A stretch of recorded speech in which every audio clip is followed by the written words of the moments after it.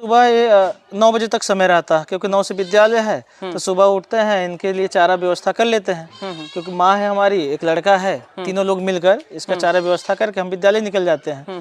फिर 3 बजे आ जाते हैं घर पे हम। 3 बजे के बाद फिर इनका चारा रख के, क्योंकि खेत में चारा उगा हुआ है, जी। वहाँ से ले आए। नमस्कार दोस्तों, मैं विकास कुमार सिंह आप सभी का स्वागत करता हूं मंथन एक नई सोच के एक नए एपिसोड में। दोस्तों, आज मैं उपस्थित हूं उत्तर प्रदेश में और हमारे साथ सर हैं जो इनसे बातचीत करेंगे बकरी पालन के विषय में। सर, बहुत बहुत स्वागत है आपका हमारे सर। आपका भी बहुत स्वागत है हमारे गोट फार्म पर, आप आए इतनी दूर से। जी सर, इतने दिनों के बाद हम फिर आपके यहाँ आए हैं, क्या कुछ बदलाव आप अपने फार्म पे किए हैं? जी सर, एक बदलाव ये किए हैं कि जिसमें एक हम सिरोही भी लाए थे जी, उसको हटा दिए, बाकी हमारे पास ब्लैक बंगाल जैसे है। केवल यही बदलाव किए हैं कि जो सिरोही लाए उस पर हमें प्रॉफिट नजर नहीं है, हम सिरोही हटा दिए सर। बाकी अपना ब्लैक बंगाल है सर। अभी आपके पास टोटल ब्लैक बंगाल है, क्रॉस ब्रीड है सर? जी सर, केवल ब्लैक बंगाल है। जी सर, किसानों को काफ़ी समस्या आ रहा है फीड कॉस्ट को लेकर के। फीड कॉस्ट कम नहीं हो रहा, उनका फीड कॉस्ट बढ़ते जा रहा है। मैंने 25 रुपये 20 रुपये इस तरीके से फीड कॉस्ट आ रहा है। आपका क्या फीड कॉस्ट आ रहा है सर? सर, अगर हम समय से चारा नहीं डंप करेंगे, जैसे सीजन आ गया है भूसा का, गेहूं का भूसा, अगर इस समय हम किसान से ले लेंगे तो हमको 4 से 5 रुपये केजी मिल जाएगा। यही चारा अगर हम अभी नहीं ले पाएंगे, खरीद पाएंगे, तो बाद में वही हमको 12 से 10 रुपये किलो मिल जाएगा, 10 से 12 रुपये केजी मिलेगा। और क्या करते हैं लोग कि मटर का छिलका, चना का छिलका, ये सब जब हम खिलाएंगे तो कॉस्ट हमारा महंगा पड़ेगा। स्टॉल फीडिंग पे बकरी पालन कॉस्ट महंगा पड़ेगा सर। इसमें प्रॉफिट नजर नहीं आएगा आपको। अगर स्टॉल फीडिंग पर रखना है तो हमें समय के साथ साथ हरा चारा की व्यवस्था करना चाहिए। हरा चारा की व्यवस्था करना पड़ेगा।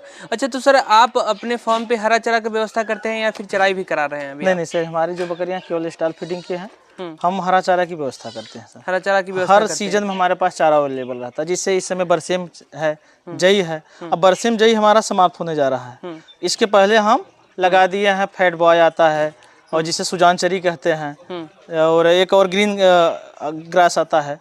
बीज भंडार से हम ले आके लगा दिए हैं। अब हमारा हरा चारा में कई तरीके का हाँ सर, सीजन वार में कई चारे आते हैं जी।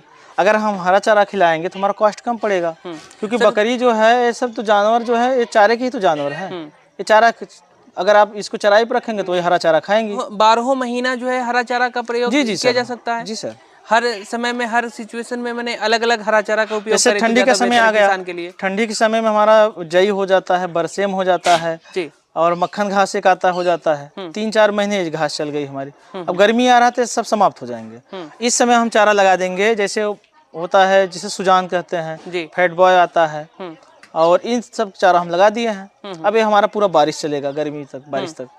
इसके बाद फिर हम देंगे दूसरा चारा। उसके बाद फिर दूसरा चारा। दूसरा चारा कौन लगाएंगे सर आप? सर, दूसरा चारे में आ जाएगा, जैसे हमारा है बहुवर्षीय चारा हो गया हमारा, सुपर नेपियर हो गया। ये तो चल रहा है, गर्मी में बढ़िया मतलब उपजा बढ़िया ग्रोथ करता है, मतलब विकास करता है जी। सुपर नेपियर, सुपर नेपियर जी तो सुपर नेपियर सर, काफी सारे किसान जो हैं सुपर नेपियर लगाते हैं, तो उनका सुपर नेपियर 2-2 साल, 3-3 साल, 5-5 साल तक चलता है। सुपर नेपियर सर लगाने में मैंने क्या कुछ फायदा दिख रहा है आपको, किसानों को बताएं थोड़ा सा हमारे सर। जो सुपर नेपियर है उसमें बहुत फायदा है सर, लेकिन उसमें हम रासायनिक खाद का प्रयोग न करें, उसमें जैविक खाद का प्रयोग करें। जैसे जो हमारी बकरियों का बीट है, जो इसका है कीट है, अगर इसका प्रयोग हम उस करेंगे सुपर नेपियर में, तो उसके जो शाखाएं होते हैं, ब्रांचेस, शाखाएं काफी ज्यादा करेंगे, और हमको बकरियों खिलाने के लिए चारा अधिक मात्रा में उपलब्ध हो जाएगी। मैंने ये कह सकते हैं कि इसका जो वेस्टेज है, इसका इस्तेमाल खेतों में डाल दें, बहुत अच्छा, और एक खाद्य के रूप में वो जो है। अब तो सर हमारा जो खेत की उर्वरा शक्ति बढ़ गई है, हमने अपने खेतों में रासायनिक खाद डालना बंद कर दिए हैं। सारे हमारे खेतों में केवल इसी के बीट जाते हैं, जैविक खाद,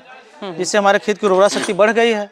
आलू भी अच्छी पैदावार दे रही है, गेहूं की पैदावार अच्छी है, तो हमारा पैसा भी तो बच रहा है। जो हम रासायनिक खाद खरीदते हैं उससे पैसा हमारा बच रहा है। तो अब खेतों में रासायनिक खाद भी आप नहीं दे रहे हैं? जो बकरियां का जो वेस्टेज है वो आप खेत में डाल देते हैं? एक हफ्ते में सर देख रहे हैं, वहाँ बोरी में रखा हुआ है, हर रविवार को 4 से 5 बोरी कीट हो जाता है इसका। तो ये सारा आप अपने खेतों में डाल देते हैं? जी सर। अच्छा सर, काफी सारे किसान हैं जो कंफ्यूज हैं आज के समय में ब्रीड सिलेक्शन के लेकर के, तो उनको किस तरीके से आप बताएंगे कि ब्रीड सिलेक्शन में है कि बहुत से लोगों का रहता है कि फोन भी आता है कि सर हमको बर्बरी चाहिए जी, सिरोही चाहिए। सर, हम बर्बरी भी ले आके देख लिए, सिरोही भी केवल हम अपने अनुभव के लिए एक पीस लेकर आए थे। एक बर्बरी लाए थे, सिरोही लाए थे, लेकिन उन दोनों बकरियों हमको कुछ ग्रोथ नजर नहीं आया, क्योंकि बर्बरी अगर हम 20 केजी के लेंगे तो 14 से 15 हजार मिलती है बकरी, बर्बरी की बकरी अगर इतनी बड़ी बच्चा लेंगे हम 10,000 की मिलेगी जी। इतनी बड़ी बकरी होती नहीं।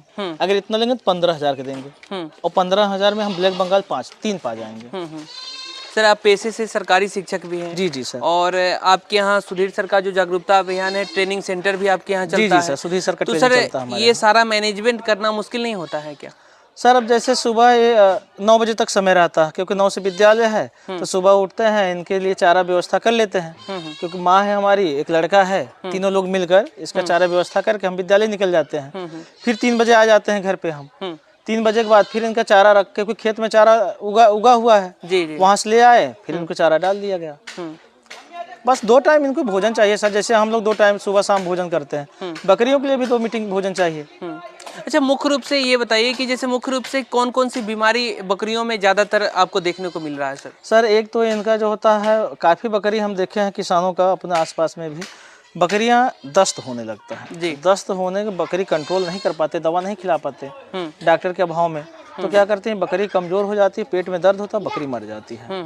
और एक ये होता है कि जो उससे कहते हैं ईटी जी। किसान करते क्या है कि जो चारा खेत में है, चारा गए तुरंत काट के लाए खिला दिए, ऐसा नहीं करना चाहिए। ऐसा नहीं करना चाहिए। नहीं सर, हम तो राय देंगे चारा आप शाम को काट लीजिए, घर पे रख दीजिए, उस चारे को सुबह खिलाइए। अच्छा, चारा को आप काट लीजिए और काट करके उसको रख दीजिए। जी जी सर। उसको फिर आप सुबह खिलाइए। जी सर। इससे सर क्या नुकसान और क्या फायदा मने हो सकता है? उसमें जो बैक्टीरिया होंगे, जो जीवाणु होंगे जी, वो 8 से 10 घंटे समय पाएंगे, वो नष्ट हो जाएंगे। फिर हम उसको अपने बकरियों को खिला सकते हैं। अभी हम खेत से चारा लेके आ रहा है और बकरी को जस्ट तुरंत दे दिए खाने के लिए जी। उसमें मिट्टी रहते हैं, जीवाणु रहते हैं कई तरह के, और बकरी खाएंगे दस्त होगा, कई वायरस फैलेंगे, बकरियां बीमार पड़ जाती हैं। बीमार पड़ जाएंगे। और ये भी एक बहुत बड़ा बीमारी का जो है स्वरूप हो सकता है, किसान इससे नुकसान में जा बहुत नुकसान उठा रहे हैं सर। बकरी सर कह रहे हैं बकरी सर हमारी मर जा रही है। मरने के कारण है जैसे गर्मी का समय आ गया, सुजान चरी लोग बोलते हैं जी। अब सुजान चरी जब भी खेत से अगर काटे, पहली बार तो पहली कटान 5 फीट से कम न हो। आप पहली बार अगर सुजान चरी काट रहे हैं तो 5 फीट उसकी हाइट होनी चाहिए। और जब भी चरी काटिए आप, सुजान चरी हो, जो भी हरा चारा हो, खेत में नमी होनी चाहिए। अगर खेत में नमी नहीं है तो समझ लीजिए वो जहर का काम करेगा, आपकी बकरी उससे स्वस्थ नहीं होंगे, बीमार पड़ जाएंगी। अभी आपके पास सर कितने बकरियां हैं? सर हमारे पास अब तो कई बार वीडियो बनाए हैं, देखते हैं 30-35 हर बार हम कहते हैं, क्योंकि जैसे बच्चे हो गए तैयार, अगर कोई आ गया हमको प्रॉफिट नजर आ रहा था हम बेच देते हैं। इस समय भी 25-30 हैं।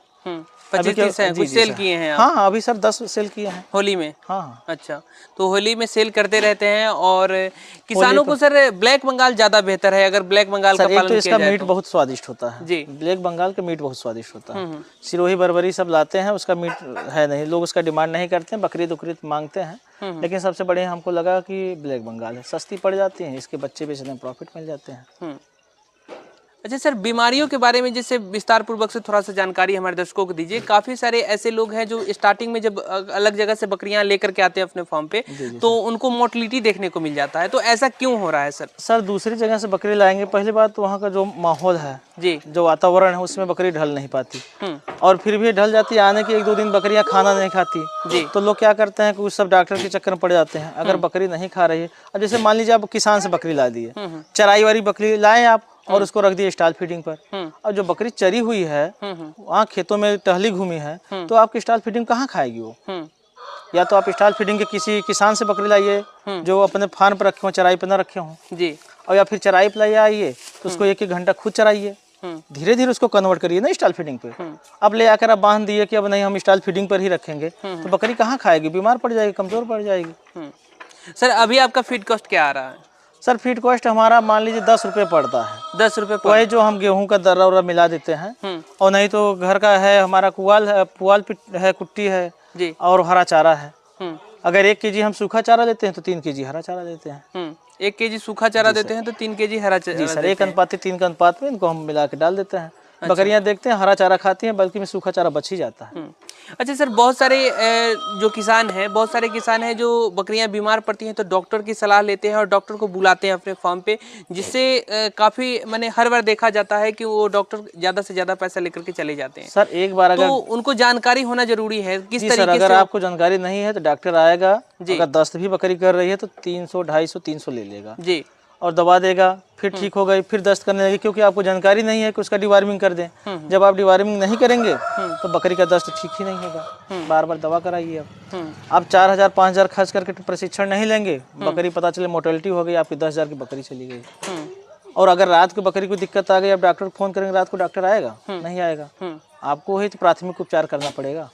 आपके एरिया में तो लगातार सुधीर सर का जो है ट्रेनिंग से अभी चल रहा है, तो हर महीने में चल रहा है? हाँ सर, हर महीने ट्रेन चलता है। इस बार एक 30 मार्च को कहे थे सर, लेकिन वहाँ शिवरात्रि क्या पड़ रहा है, कोई पर्व पड़ रहा है, इसलिए 1 अप्रैल को कर दिया। 1 अप्रैल से 5 अप्रैल तक? जी जी सर। ये ट्रेनिंग सेंटर जो है अभी मैंने 1 अप्रैल से 5 अप्रैल तक लोग आ सकते हैं, यहाँ पे ट्रेनिंग ले सकते हैं? हाँ हाँ सर। अच्छा, ट्रेनिंग में सर क्या कुछ सिखाया जाता है कुछ? सर ट्रेनिंग में पहले तो सर बताते हैं, बकरी की पहचान बता देते हैं जी। शेड निर्माण बताएंगे आपको, चारा प्रबंधन बताएंगे, वैक्सीनेशन बताएंगे, और इसके बीमारी और इसके इलाज के बारे में बताएंगे, बताते हैं। डीपली नॉलेज दिया जाता है? जी जी सर, 8-8 घंटे क्लास चलाते हैं सर। 8-8 घंटे तक क्लास चलता है। अच्छा, उसके बाद सर प्रैक्टिकल का नॉलेज होना जरूरी होता है किसानों के लिए, तो क्या प्रैक्टिकल नॉलेज आप देते हैं या फिर सर देते हैं? नहीं, सर ही प्रैक्टिकल कराते हैं। सर ही प्रैक्टिकल कराते हैं, और साथ में आप सहयोग करते हैं? हम भी रहते हैं साथ में। जी, तो कह सकते हैं कि ओवरऑल मैंने दोहरी नॉलेज मिल रहा है किसानों को? जी जी सर। जो लोग यहाँ पे आ रहे हैं तो सर का भी जो नॉलेज है सो, और आपका प्रैक्टिकल दोनों होता है, दोनों हो रहा है। जी सर।